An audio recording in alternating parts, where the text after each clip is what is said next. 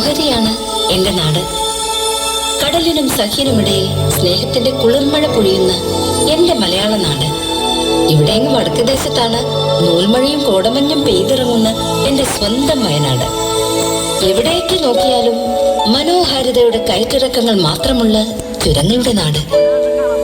ബാണാസുരമലയും ചെമ്പ്രമുടിയും കുറുവദ്വീപും പൂക്കോട് തടാകവും തുടങ്ങി എത്ര വർണ്ണിച്ചാലും തീരില്ല എന്റെ വയനാടിന്റെ ഭംഗി. എത്ര തവണ വന്നിട്ടും നിങ്ങൾക്ക് വീണ്ടും വീണ്ടും വരാൻ തോന്നിയിട്ടില്ലേ? സന്തോഷങ്ങൾ മാത്രം നിറഞ്ഞ എന്റെ ഈ മണ്ണിലേക്ക്.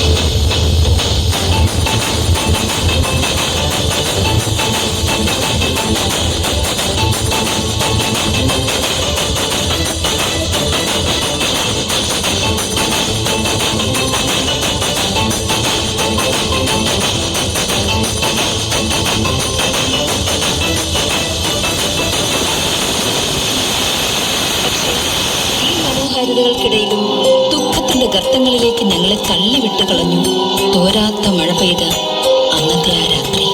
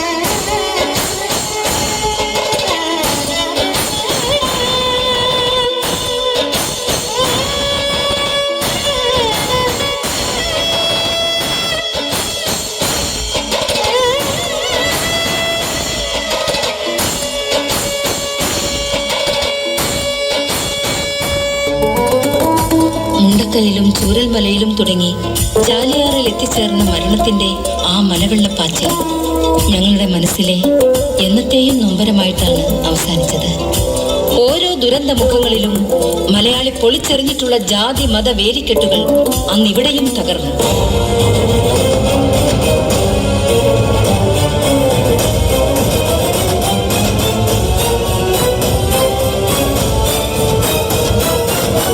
ഉറ്റവരും ഉടയവരും നഷ്ടമായവർക്ക് എല്ലാം എല്ലാമായി ഒപ്പം കൂടി നിങ്ങൾ ഓരോരുത്തരും.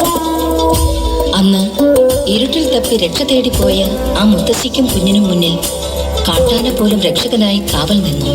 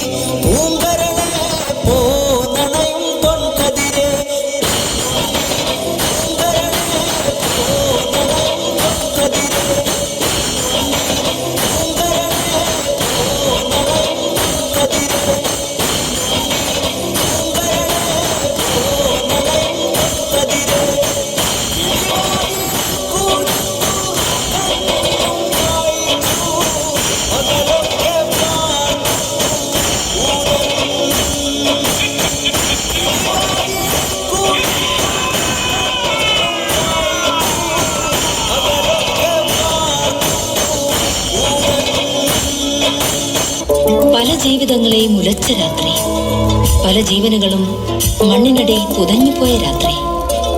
ആ രാത്രി നമ്മെ പഠിപ്പിച്ചു തരുന്നത് ഒരേ ഒരു പാഠമാണ്: പ്രകൃതി. അതിനോളം നമ്മെ സ്നേഹിക്കുവാനും അതിനോളം നമ്മെ ശിക്ഷിക്കുവാനും കഴിവുള്ള മറ്റൊരു ശക്തിയുമില്ല എന്ന പാഠം. പ്രളയമായും കൊറോണയായും മറ്റു ദുരന്തങ്ങളായും അടിപതറിപ്പോയപ്പോഴെല്ലാം ഒരുമിച്ച് ഒരു മനസ്സായി നിന്നവരാണ് നമ്മൾ. പരസ്പരം സ്നേഹിക്കുവാനും ചേർത്ത് പിടിക്കുവാനും എന്നും മുന്നിൽ നമ്മൾ തന്നെയാണെന്ന് നമ്മൾ തെളിയിച്ചുകൊണ്ടേയിരിക്കുന്നു.